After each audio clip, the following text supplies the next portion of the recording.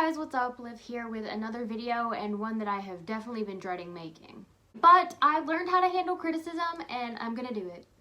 Here's a list of my top 10 least favorite Pokemon. Starting off with number 10, we have Melmetal. The way that they originally introduced Meltan into the franchise through Pokemon Go was unique and something that we've never seen before in Pokemon. On top of that, it was just adorable. Meltan is adorable. But they had to go and turn it into this thing. It's clunky and it's honestly just unnecessary.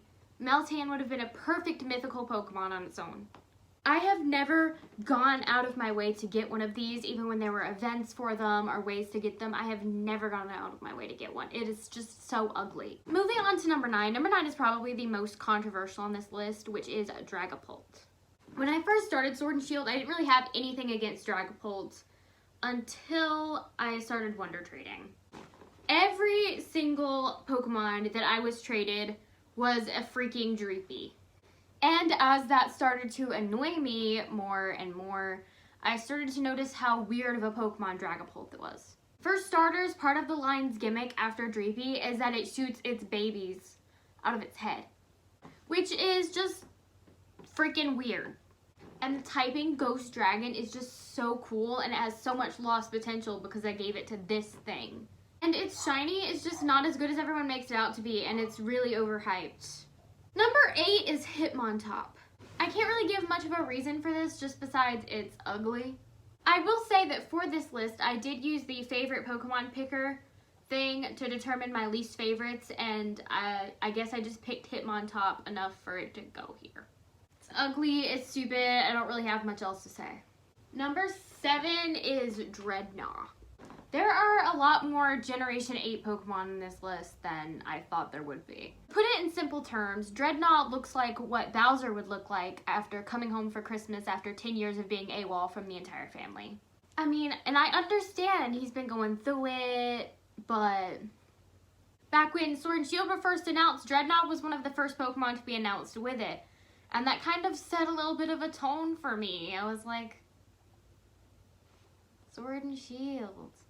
Plus, its shiny is obvious fan service, and we all know how I feel about fan service. Number 6, another Gen 8 Pokemon is Scorch. Honestly, I think that Scorch might be more controversial to be here than Dragopoldz, but it's pretty much the same reasoning. The fire bug typing is so cool and so badass sounding, and then they give it to this thing. Like, I don't understand. It's ugly, its shiny's terrible, its name isn't even clever, Scorch.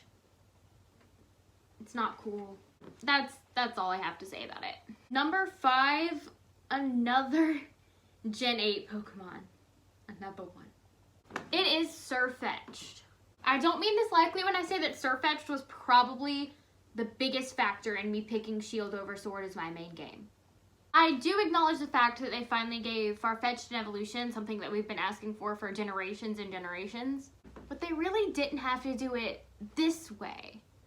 Again, it's weird looking, its shiny isn't the best, and it really can't compete with the other exclusive being Galarian Ponyta. Number 4 is no surprise to you if you've been on my channel for a little bit. It is Abomasnow. While I do have sort of a negative bias against anything that was a wormhole shiny, Abomasnow is probably objectively the worst, and that's saying a lot seeing as it's up against Swanna, Audino, and Yanmega. But every time I saw this thing pop up on my screen, and every time I saw a shiny one pop up on the screen, I lost a little bit more of my sanity. And when going through the list of ice types that I could hunt for the winter in Crown Tundra, this one was at the bottom of the list. It's just not cute, and it kind of makes me uncomfortable if I'm being honest. Number 3 is also no surprise, that is Heatran. You probably already know how I feel about Heatran based off of my top 5 worst shiny legendaries video. But it's ugly, it's unproportional, I can't even think of what animal this is supposed to be. Honestly, my best guess is a spider, and that makes absolutely no sense. It is hideous, its shiny is hideous, it's definitely one of the most forgettable Pokemon, let alone one of the most forgettable legendaries. And it doesn't help that it has to stand against all of the amazing, beautiful Gen 4 legendaries and mythicals. Now you may be saying to yourself, Liv, that was just number 3. How angry do these other Pokemon make you? Well, the answer is very, very angry.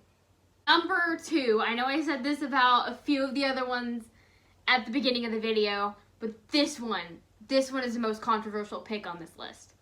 Number 2 is Typhlosion. Yeah, it's Typhlosion. If you need a reason as to why this stupid, ugly, worst starter ever, Naked Fire Rat is bad, just put yourself in the mindset of little old me back when I was a kid playing through Heart Gold Soul Silver, running around with my Quilava, and then it evolves into this godforsaken rat. That's not even mentioning its 3D model. Its 3D model is just... I'm sorry. Even if you like Typhlosion, you have to clown on its 3D model. It broke my heart. It really did.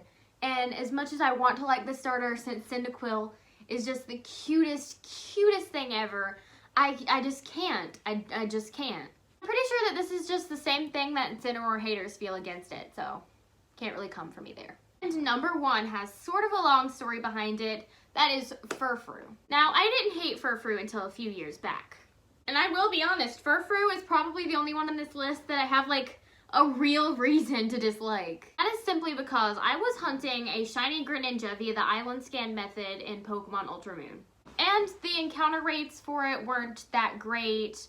The repel trick didn't work in that area. So I did expect to phase, and I was completely fine with that. But I found not 1, not 2, but 3 shiny Furfrue in the span of 5,000 encounters. 2 of which I literally just killed. I just killed it. I didn't even catch it. To this day, I have not gotten that shiny Greninja. And I probably never will.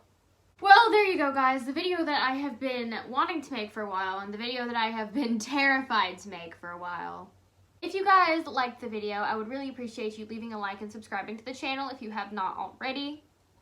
As well as comment down below your top 10 least favorite shiny Pokemon and your opinion on my list. And that being said, I will see you guys in the next video.